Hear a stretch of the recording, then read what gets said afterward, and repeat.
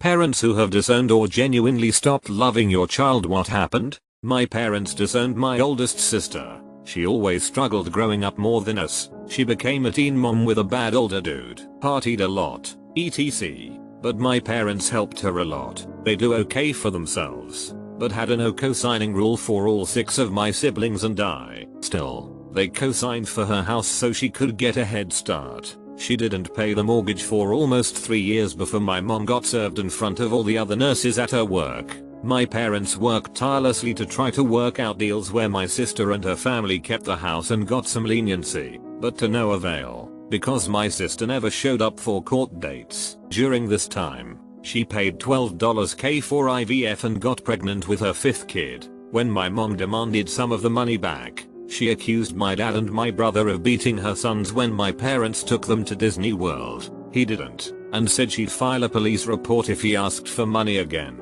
They kept asking, cause it wasn't true. She awkwardly joined us for Christmas, and punched my brother in the face during the meal for humiliating her oldest son by asking him if he wanted to work at my brother's company for good pay. Her oldest son is in and out of jail, and my brother was trying to help him after his release. But her son said he didn't want a job and got mad. She then called the cops and told them the same brother had illegal guns in his truck, and they came on Christmas night and searched his truck. No guns found. Needless to say, she is not welcome anywhere near any of us, and my mom still cries about it, but refuses to talk to her again.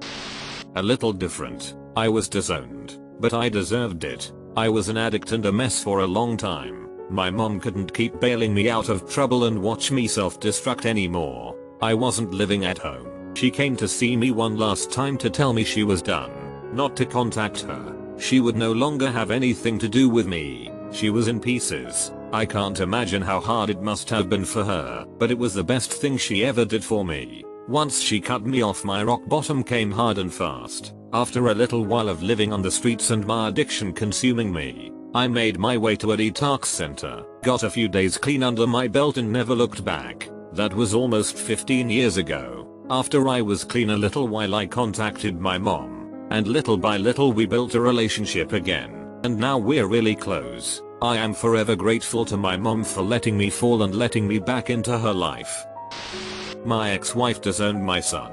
We both married young when I was in the military, high school sweethearts. She became pregnant 6 months into our marriage. I don't think she connected with him at all after he was born. The most she did with him was Instagram photo shoots where she painted herself as #1 mommy. When he turned 3, I left the military. A year after that, she ran for the hills. I remember it like it was yesterday. I sat down with her at a local restaurant to talk divorce plans. We split all of our financials and material items down the middle. We finally got to custody for my kiddo, something I dreaded to discuss because fathers never gain custody in my area, and she tells me I want absolutely no responsibility. I was taken back and I asked if she was sure. She was. That one sentence hurt me more than anything else that happened during that time.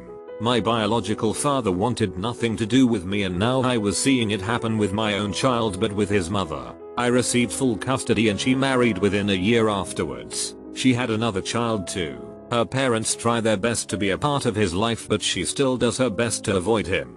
He's 7 now and used to it, but I know it weighs heavily on him. Sucks, but it's life, I guess.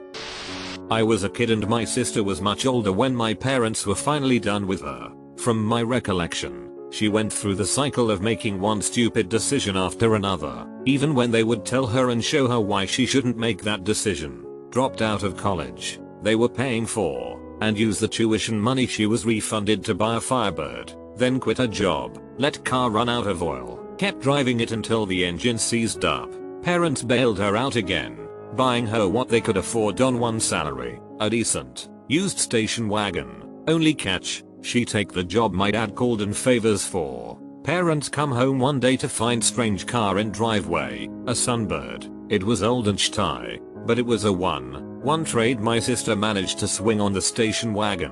Lo and behold, old and shy car breaks down almost immediately and she simply stops showing up to work, gets fired, moves out with no car and no job, accusing parents of controlling her life. Moves back in 3 months later, upset that I have moved into her old bedroom, which is bigger. Demands to be moved back into the bigger bedroom. Parents say no. She threatens to move out. She goes on a semi-hunger strike about the bedroom. Turns out she was shoplifting and stockpiling candy to eat so she wouldn't have to eat with the rest of the family. During this time, dates a number of less than stellar boyfriends, including a guy who is 30 years older, but drives a Porsche, a guy who had been convicted of SUAL abuse, and another guy who generally creeps everyone out by jumping the fence and just standing in the backyard at all hours of the night. Eventually, she is told to pay rent, go to college, or move out. She chooses to move out, and is gone by the end of the week. I clearly remember her threatening to burn the house down as she left. 2 months later,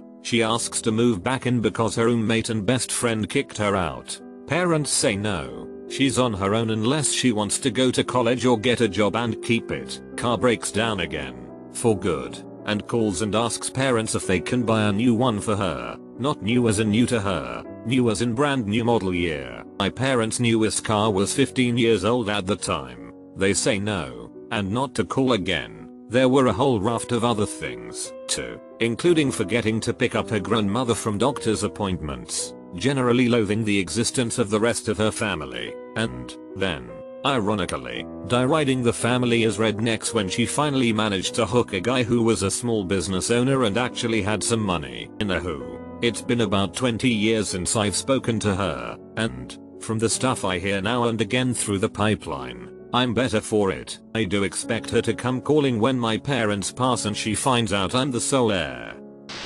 Not my kid, but my sister I raised for several years. I was a senior in HS when my parents had my sister completely unexpected. They were 58 and 55. I never really got to know her much as I went away to college when she was 5 months old, and was in the Air Force by the time she was 1/2. I saw her twice on leave, and got pics, but the way life was working out we never really got time together. Fast forward, our dad dies when she is 2, and my stepmother is raising her. She was a terrible parent, like the kind that saw one of her kids run away at 16 to halfway across the country, another run away at 15 and get married, and one that is just a loon who spent his life bouncing around whatever hot MLM program was out there as a career. She also convinced my dad to send me to pray away the gay camp in TN when I was 15. So when my sister was 11 and begging for help, I took leave and went to her. Surprisingly, my step monster was happy to get attorneys to draw up the paperwork for me to become my sister's guardian, and even pay for it. So I'm raising my sister and things are okay until she is about 14. Then I caught her doing these videos online talking dirty trying to get guys to jerk off. So that was a mess of trying to get those down and suing the people that hired her to do them. Ran away for a week, hiding out at a friend's house. Found her when she was caught shoplifting, a B&E charge at 14. Trying to steal the phone of a boy she was dating to say if he was talking to other girls. It happened on base and I managed to talk it out of being a bigger thing. A second B&E charge with friends breaking into the NCO club to try to steal beer. I was told I had to leave base housing at that point. My security clearance was suspended to make sure she wasn't putting me in a position I could be compromised. Still 14. Arrested with a stolen military ID trying to get into a bar. 15 escapes rehab. 15 escapes rehab again. 16 things seem good and she is taking school seriously. At 18 she was accepted to RISD. Graduated with honors. And had an actual decent paying job with a web company with benefits and everything. Started getting stoned a lot. Lost her job. Sold her car to pay bills. Lost her apartment. Still hadn't bothered looking for work. Got her trust fund at 24. Blew over $400k in 2 years. Nothing to show for it. Had multiple cases against her 4 dogs. Was restricted to the state. But decides to go follow fish around anyway and sell molly. Got picked up for hooking and possession out of state. Was returned to RI where she was detained and somehow released pending trial yet again. While awaiting trial she was caught holding enough packaged for sale heroin to qualify as a distribution charge by then. I hadn't heard from her for almost 7 years, and only managed to keep up with her reading the police blotter or from then occasional attorney that she had contact me to verify I would pick up her legal tab. I wouldn't, against any logic. She was out of prison in under 3 years. I heard she dimed a bunch of people out to make it happen. She showed up at my house, asking for a place to stay. I said I couldn't have her in my house, but I'd get her a place for the night and then help her locate a place of her own. That night she broke into my house, nearly got shot by me while doing it, and tried to spin some story that she was looking for something she dropped in my house earlier that day, despite never actually entering my house. I told her she had to go. She threatened she would call DCFS and tell them I was abusing my kids if I didn't go with her to an ATM and give her all the money I could withdraw. Told her to GTFO before I exercised the castle defense law and dropped her. Took out a restraining order the next day, and in doing so found she once again left state when she wasn't supposed to have and violated her parole. So back to the clink. Since then she's been dead to me. My biological father divorced my mom and also his 3 kids, basically bouncing out of our lives and making it clear he wanted next to nothing to do with any of us when he left. Man, years later, at my older sister's funeral, that he had the effing gall to attend, I asked him why he did that. He said, "I thought it would be easier for everyone." He actually meant it was easier for him to run home to his wealthy family and enjoy a second adolescence while my single mother worked 2 jobs to feed 3 kids under 10 with 0 child support from him.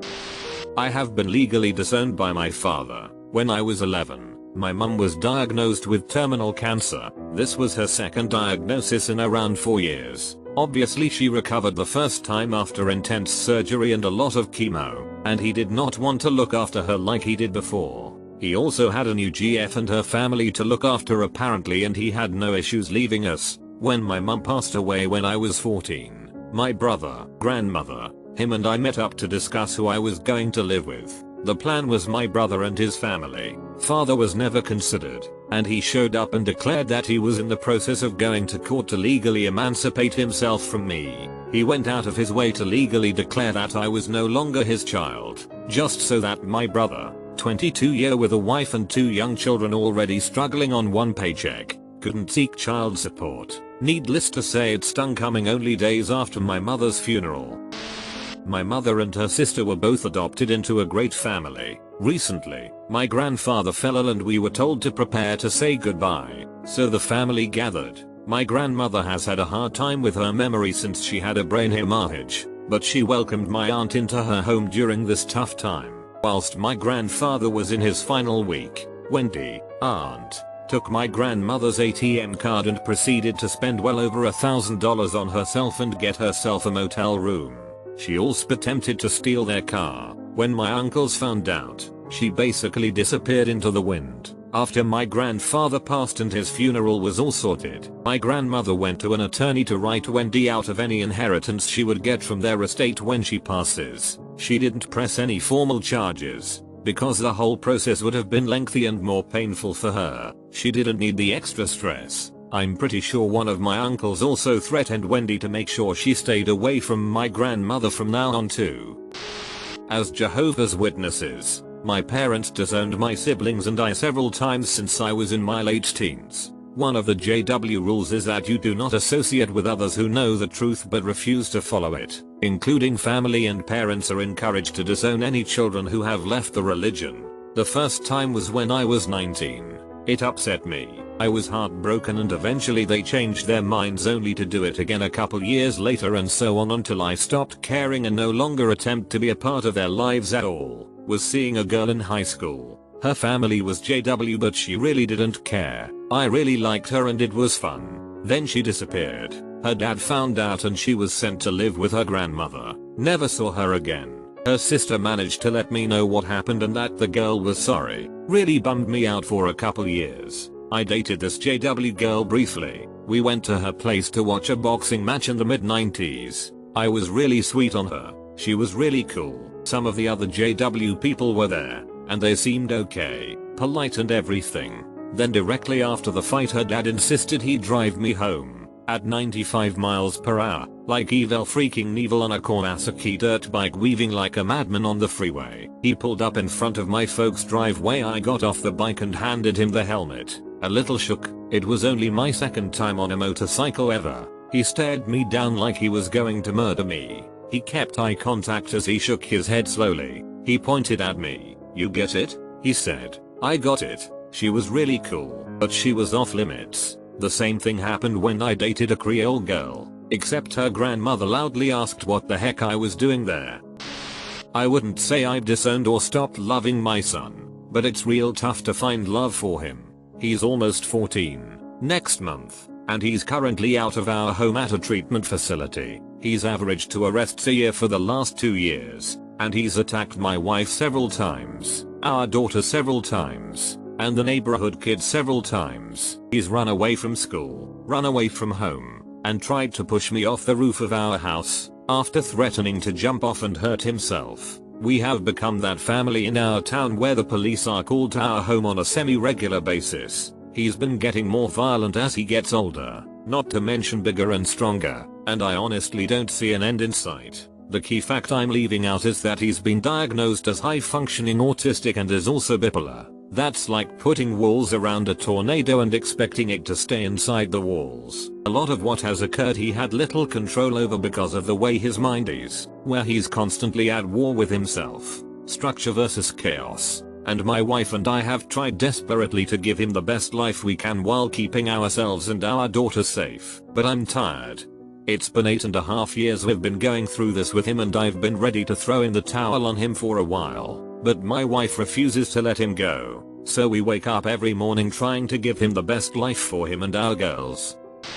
Since it seems to have widened a bit, a family torn apart, based on an aunt and her niece. Aunt starts signs of dementia at a relatively young age, is moved into an assisted living home. Niece, who bounces around jobs, gets hire ex to go visit her about once a week, take her out to the mall or a walk in the park, whatever. Paid handsomely. We get an alert that aunt has a check bounce from her account that should have $5K in it. Niece has drained the account, proven beyond a doubt, with receipts. Niece would take aunt to aunt's bank machine every Friday and withdraw $200, then fill her car with gas. Aunt can't drive, and charge us hours when she clearly didn't spend hours with aunt. Charged us claiming she took aunt to appointments. There was no appointment. We can actually call the doctor for your information. The family rift. For some bizarre reason niece's family took her side.